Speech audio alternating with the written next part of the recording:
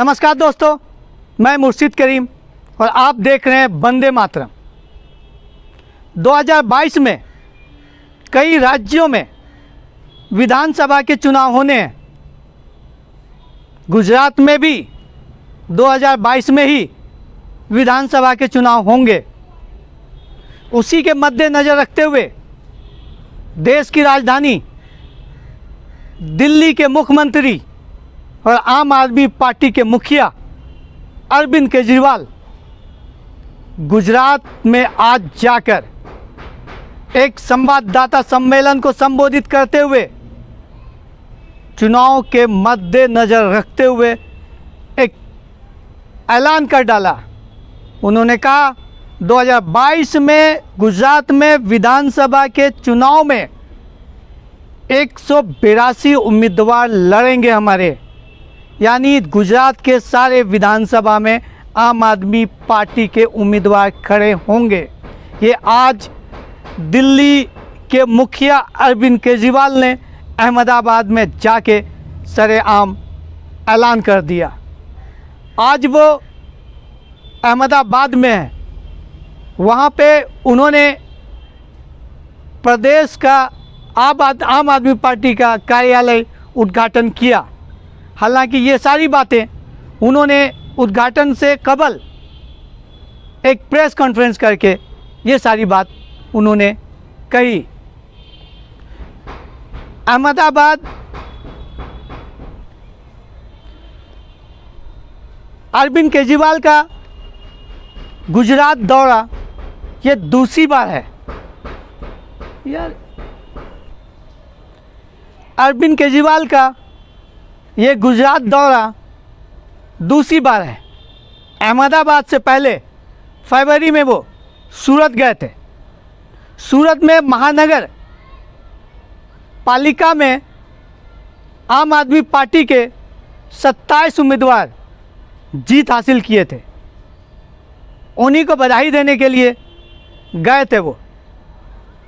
आज गुजरात वो दूसरी बार गए, अहमदाबाद गए, कार्यालय का उद्घाटन भी किए और उन्होंने चुनाव का ऐलान भी कर दिया। उन्होंने कहा कि टोटल विधानसभा में, गुजरात के सारे विधानसभाओं में आम आदमी पार्टी के उम्मीदवार खड़ा होंगे। आइए जानते हैं प्रेस कॉन्फ्रेंस में दिल्ली के मुखिया अरविंद केजरीवाल गुजरात में जाकर क्या कहा, क्या क्या ऐलान किया और चुनाव को लेके, कांग्रेस को लेके, भाजपा को लेके क्या क्या उन्होंने कहा। मैं आपको बता दूं, उन्होंने कहा कि बीजेपी और कांग्रेस दोनों ने ही गुजरात को परेशान कर रखा है। पत्रकारों ने ये भी पूछा अरविंद केजरीवाल से कि क्या दिल्ली मॉडल गुजरात मॉडल बनेगा, दिल्ली मॉडल गुजरात में दिल्ली मॉडल बनेगा। ये सवाल पूछने बाद उन्होंने कहा कि ये यहाँ की हर एक राज्यों की अलग अलग समस्याएं होती है, अलग अलग तरीके होते हैं। उन्होंने ये भी कहा कि यहाँ पे विकास मॉडल बनेगा। आइए सुनते हैं उन्हीं से कि मुख्यमंत्री यानी दिल्ली के मुख्यमंत्री अरविंद केजरीवाल ने गुजरात में जाके क्या कहा। कि हम नुक्स निकाल सकते हैं, शोर कर सकते हैं, आंदोलन कर सकते हैं, टीवी के ऊपर आवाज उठा सकते हैं, डिबेट कर सकते हैं, न्यूज में दिखा सकते हैं, लेकिन अगर सामने वाली सारी पार्टियां मिली हुई हों और उनको सुनने की जरूरत ही नहीं, अगर सामने वाली पार्टियां कहे जो करना है कर लो, हमें तो कोई परवाह नहीं है, तुम जितनी आवाज उठानी है उठा लो, हमें तो कोई परवाह नहीं है, चुनाव का नतीजा तो पता ही है, हमें तो जीतना ही है, तो फिर क्या करेगा कोई आदमी। तो इन्होंने तय किया कि अब सिस्टम के अंदर जाके, कीचड़ के अंदर उतर के कीचड़ को साफ करना पड़ेगा। मैं समझता हूं कि ये इनका बहुत बड़ा त्याग है। ये छोटी बात नहीं है कि अपने कैरियर के पीक के ऊपर, कैरियर के टॉप के ऊपर जब कोई आदमी बैठा और वो अपनी कैरियर को लात मार के अगर वो राजनीति में आया है, तो मैं समझता हूं कि उन्होंने बहुत बड़ा त्याग किया है। मैं इनको बहुत बहुत बधाई देना चाहता हूं, इनके त्याग को सलाम करता हूं। और मैं समझता हूं कि जो आम गुजराती आज विकल्पहीन हो गया था, उसे लगता था कि विकल्प ही नहीं बचा गुजरात की राजनीति के अंदर, ये दोनों तो एक ही हैं, इनको वोट देना है, इनको वोट देना है, कोई फर्क नहीं पड़ता है, एक ही हैं ये दोनों। आज उनको एक सार्थक विकल्प मिला है।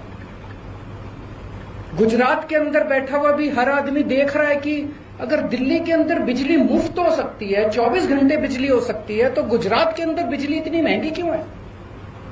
गुजरात के अंदर बैठा हुआ आदमी देख रहा है कि अगर दिल्ली के अस्पताल 5 साल के अंदर इतने अच्छे हो सकते हैं, दिल्ली के स्कूल 5 साल के अंदर इतने अच्छे हो सकते हैं, तो 70 साल के अंदर गुजरात के स्कूल और अस्पताल अच्छे क्यों नहीं हुए? अब होंगे, अब बदलेगा गुजरात।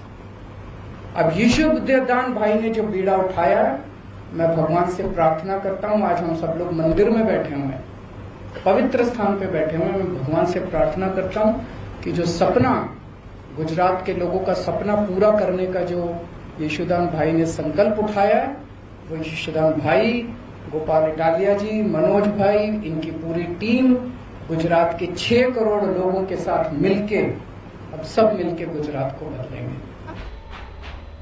उनके प्रेस कॉन्फ्रेंस को कि उन्होंने गुजरात की सरकार और गुजरात के विपक्ष के बारे में क्या कहा, देखते रहिए वंदे मातरम। फिर मिलेंगे हम।